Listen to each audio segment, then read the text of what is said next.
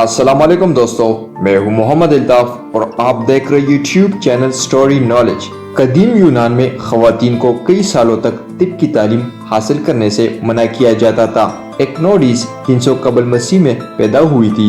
ये एक अफसानवी शख्सियत है जिसे कदीम एथेंस में पहली खातून फिजिशियन के तौर पर जाना जाता है।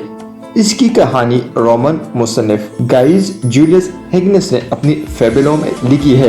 एक्नोडिस ने अपने बाल काट कर एक मर्द के तौर पर स्कंदरिया मेडिकल स्कूल में दाखिला ले लिया। मेडिकल तालीम मुकम्मल करने के बाद एथेंस की सड़कों पर चहलकदमी के दौरान एक दिन इसने दर्द जरा में मुब्तला एक औरत के रोने की आवाज सुनी।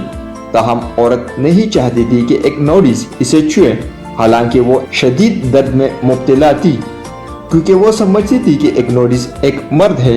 एक्नोडिस को किसी ने देखे बगैर अपने कपड़े उतारकर साबित किया कि वो एक औरत है और इस औरत को बच्चे की पैदाइश में मदद की। ये कहानी जल्द ही औरतों में फैल गई और तमाम बीमार औरतें एक्नोडिस के पास जाने लगी। मर्द डॉक्टर्स को हसद बढ़ गया और उन्होंने एक्नोडिस पर इल्जाम लगाया, जिसे वो मर्द समझते थे कि ये खवातीन मरीजों को वरगलाते हैं।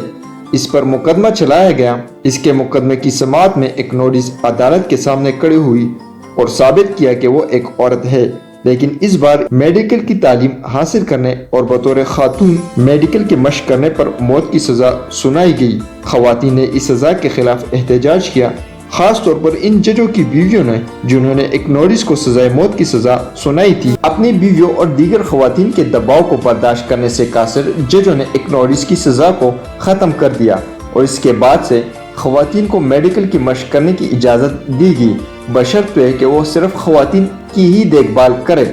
इस तरह एक्नोडिस ने तारीख में पहली यूनानी खातून डॉक्टर, फिजिशियन एंड गायनोकोलॉजिस्ट के तौर पर अपनी शनाख्त बनाई।